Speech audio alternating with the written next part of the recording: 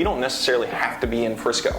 You don't have to be in downtown Dallas to make something attractive enough to where people want to stay there. Right.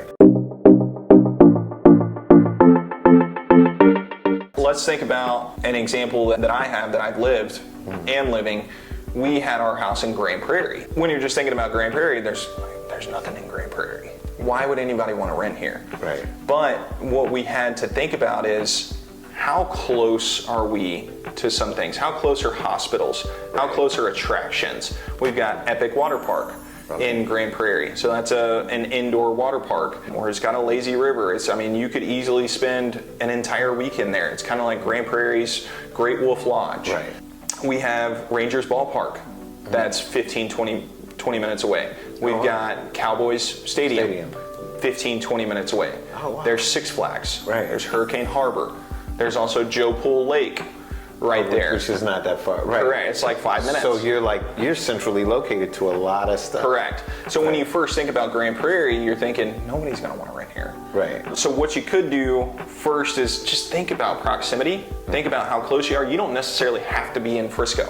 You don't have to be in downtown Dallas to make something attractive enough to where people want to stay there. Right. And one thing that you could do before you go all in is test it out.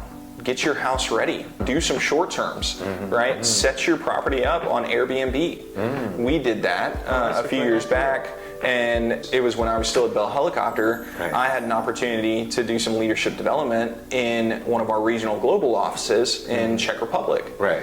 And so I told Courtney, hey, it'd be kind of cool if you could go. I don't know how we're going to get you there financially. Right. And that was kind of my segue into, what do you think about Airbnb our house, right? We're going to be gone for 2 weeks. That could pay for your plane ticket over there. That could pay for our hotels. That could pay for your portion of the trip. It booked in about 9 hours. For 9 hours? For the first week. Oh, wow. And the people that booked it, I asked them, I'm interested in why you're wanting to rent out our house. Why are you coming to Grand Prairie? Right? And it's like, well, we're coming to visit my parents who live in the area, and we've got a family of 5.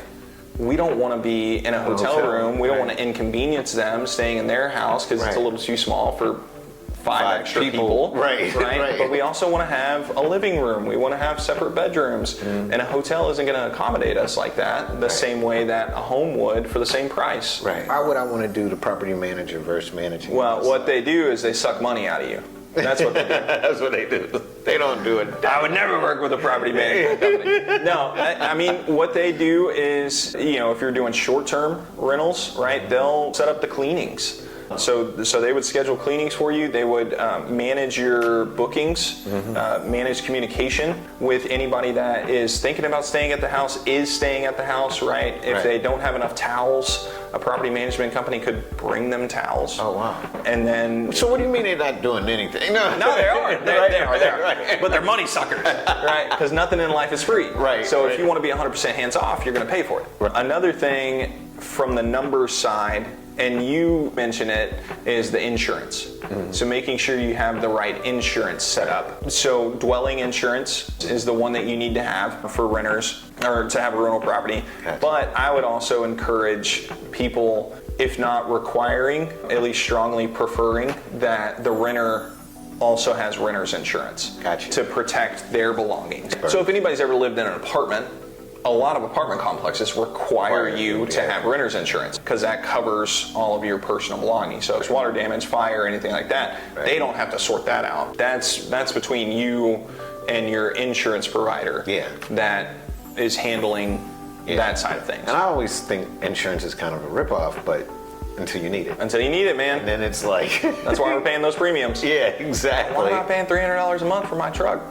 On car insurance. It's for when I get in a wreck and they give me a brand new truck for $60,000. From the number side again, thinking about the legal aspect of it. So what do you mean legal? Can you legally rent out your property? You might be in an HOA. Your HOA might have rules around not being able to rent out your home, right? So that's something to consider. Also, city and county ordinances. Are you legally allowed to rent out your property? Or maybe you can do long-term renters, but you can't do Airbnb. Gotcha. So that's something you might need to call the city or the county and figure out, hey, I live in Grand Prairie, I'm in this county, is this something that I can do? Because there's also, maybe you can do it, but they might tax you on it because it's income. So that's another... If they know about it. No. Yeah. I mean, it's kind of one of those things like, ask for forgiveness, not permission. Right. That is not advice to do that, but it's a saying. There's a reason that saying is around. Right.